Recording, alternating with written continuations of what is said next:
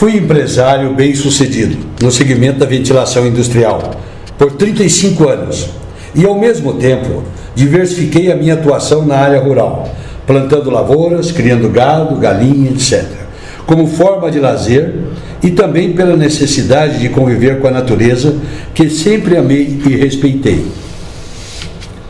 O interesse em estudar a natureza profundamente levou-me a conhecer com antecedência qual seria o maior problema do Brasil na virada do século XX: a desestabilização do clima, ocasionada pela falta de matas nativas em mais de 45% do território brasileiro.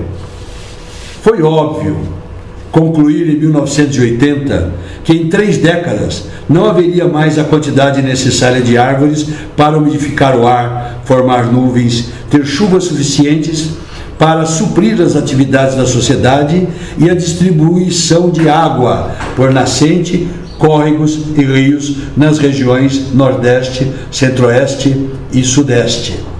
Com indignação e sentimento patriótico ferido, encerrei em 2007 a minha atividade empresarial e passei a me identificar como Ronaldo brasileiro, investindo dinheiro e tempo para alertar a sociedade brasileira sobre a tragédia eminente que vai determinar o fim climático do Brasil. Para manter as chuvas regulares e bem distribuídas, a natureza determina cada 100 hectares, 50 hectares para uso da sociedade, 50 hectares para atender à natureza. Sem proteção florestal, a temperatura do ambiente aumenta e a umidade do ar reduz, formando bolsões de ar quente, reduzindo as chuvas e abrindo o caminho para a desertificação. Conclusão: a natureza é a razão. Com a razão não se discute. 40% de floresta e menos de 20% de matas nativas nos biomas brasileiros não atende à natureza. As ocorrências atuais de excessos de chuvas na Amazônia, tempestades localizadas, secas prolongadas no restante do país, irão a se agravar desta década em diante, se a sociedade não agir imediatamente para atender à lei da natureza. Histórico da atuação de Ronaldo brasileiro.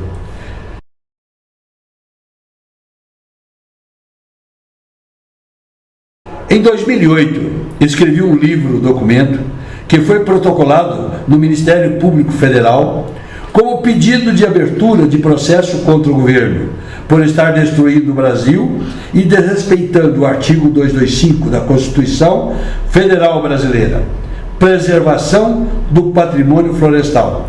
Mas o Ministério Público não aceitou e o processo foi arquivado. Ainda em 2008, coloquei na internet o site alertasociedade.com.br, com o objetivo de informar sobre a desestabilização do clima e alertar a sociedade para o estresse hídrico futuro. Em 2009, numa reunião na sede da Fiesp, abordei o então governador José Serra na porta do elevador e dei a ele um exemplar deste livreto e disse: leia, porque o clima irá arrasar a economia paulista e brasileira de agora em diante. Na mesma reunião da Fiesp, abordei e entreguei um relato detalhado sobre a iminência da desestabilização do clima ao professor e pesquisador da USP, José Goldenberg, que assessorava o governo paulista nos assuntos de meio ambiente. Combinamos um novo encontro na USP e ele me presenteou com um livro de teor técnico sobre o clima, dando a entender que minhas preocupações eram exageradas. Em 2011, depois de uma reunião de empresários, entreguei um exemplar deste livro para o presidente da Fiesp, Sr. Paulo Scaff, informando sobre o estresse hídrico de 2013 e 2014, avisando-o de que deveria parar de fazer campanha para reduzir o preço da energia elétrica, pois a energia iria ficar escassa por falta de chuvas. Em 2014, na AgriShow, realizada em Ribeirão Preto, entreguei um exemplar deste livreto ao então candidato à presidência da República, senhor Aécio Neves, intitulado O Clamor de um Patriota, versando sobre os prejuízos do clima sobre a economia. Ninguém, mas ninguém mesmo, deu a mínima atenção ao alerta que fiz durante os últimos 7 anos e continuo a fazer sobre os prejuízos e desastres que irão ocorrer por causa da desestabilização do clima. Em 2013, comecei a elaborar diversos vídeos que foram postados na internet com o objetivo de mostrar à sociedade onde estava a origem do gravíssimo problema brasileiro. 50% do que existia de matas foram totalmente aniquiladas para dar espaço à produção de biodiesel, etanol, laranja, represas de hidrelétrica, pastos. Estamos entre Sertãozinho e Ribeirão Preto. E as paisagens que nós podemos ver aqui, ó, são estas. A natureza não permite isso. Está ficando todo mundo sem água. E nós não vamos ter mais água. Nós temos que restabelecer o clima. Nós temos 4 anos para isso. É mais lucrativo? É. Por que não é feito? Porque a politicagem não deixa.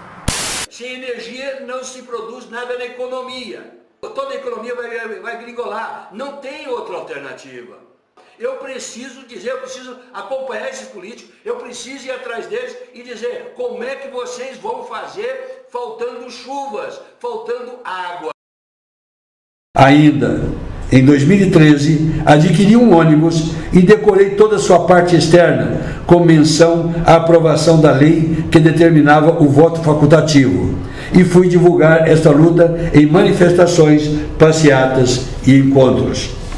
Pois tinha esperança de sensibilizar o povo para lutar por um comportamento democrático tão óbvio, que é a liberdade de se manifestar não votando. Como o voto facultativo não foi implantado, redecorei o ônibus em 2014 e iniciei o movimento Fuja da Urna, levando ao conhecimento dos eleitores a falta de credibilidade da urna e dos políticos. Novamente, passei por inúmeras cidades perguntando: votar em quem, se são todos bandidos? Informando que nenhum candidato conhecia ou dava importância para o maior problema do Brasil, a desestabilização do clima e da economia. Depois do primeiro turno das eleições, mais indignado, fiz um tour de mais de 5.000 quilômetros por várias cidades de Minas Gerais, inclusive a capital Belo Horizonte, condenando a população por ter votado no primeiro turno em candidatos desqualificados e intimando a população para não votar no segundo turno.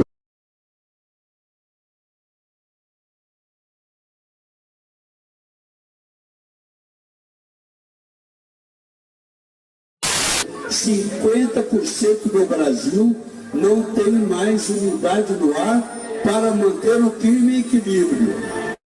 Finalizei minha viagem em frente aos estúdios da Rede Globo, no dia e hora do último debate dos candidatos. Me esforcei para entrar em contato com alguns dos eleitores indecisos da plateia, selecionados a arguir os presidenciáveis, mas não consegui. Para que perguntasse aos candidatos o que iriam fazer para defender o Brasil dos ataques da natureza resultantes da desestabilização do clima. O mais impressionante a ressaltar é que percorri várias cidades com um ônibus rodoviário todo decorado e com potente aparelhagem de som por onde discursava minhas mensagens, e ninguém da mídia me viu, exceto quando passei por Ribeirão Preto, uma repórter jovem da Folha de São Paulo me entrevistou e publicou no UOL. Essa única entrevista ocorreu no primeiro turno das eleições de 2014. Após um estreito contato com a população, me certifiquei junto à sociedade que os políticos são antipatriotas, mercenários, bandidos, que não conhecem ou não dão importância para os maiores problemas do país. Portanto, concluí que a única alternativa possível no momento para colocar ordem no país será exigir das Forças Armadas a intervenção constitucional. Intervenção constitucional é a única forma de tirar todos os bandidos que estão no poder de uma só vez e convocar novas eleições, para o Brasil ter a oportunidade que diversos partidos tiveram de se reestruturar. Só com a intervenção constitucional os brasileiros poderão sonhar com ordem no presente e progresso no futuro. Em 2014, fiz e reeditei diversos vídeos que anteciparam as ocorrências futuras, despertando a atenção de todos para os fatos previstos. Em dezembro de 2014, redecorei o ônibus para fazer parte do movimento Intervenção Constitucional Já. O ato inicial ocorreu em frente ao MASP, na Avenida Paulista, em São Paulo.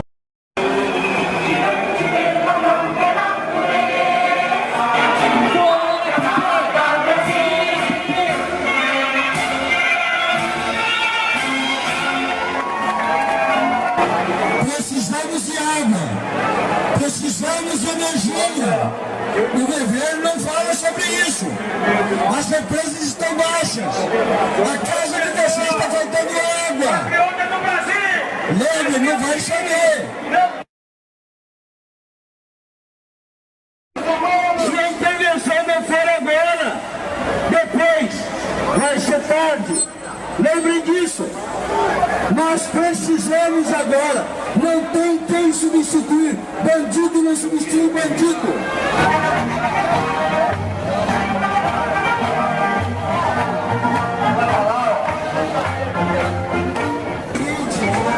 Não vai ter chuva, porque o governo de 30 anos, 20 anos atrás, 10 anos, não olhou para frente, não viu que sem árvore não chove. Então, não adianta fazer obras são eleitoreiras. Acredito que, atualmente, menos de 30% da população seja patriota ou disposta a fazer algo de construtivo para salvar o Brasil. Precisamos unir esta parcela de patriota num único e organizado movimento para fazer frente aos 70% da população que reclama desunida, mas que irá ter muitos descontentes em meados de 2015. Desiludidos com a administração bandida que irá deixá-los sem emprego, sem energia e sem dinheiro. Se queremos um Brasil melhor agora e fazer base para o futuro, precisamos unir todos os movimentos e todos os patriotas num só propósito: salvar o Brasil, exigindo a intervenção constitucional já. Para unir os brasileiros patriotas, foi criado o movimento, que já está atuante com milhares de adesões e que teve destaque na mega manifestação do dia 15/3 na Avenida Paulista, São Paulo. Alô Brasil, acorda!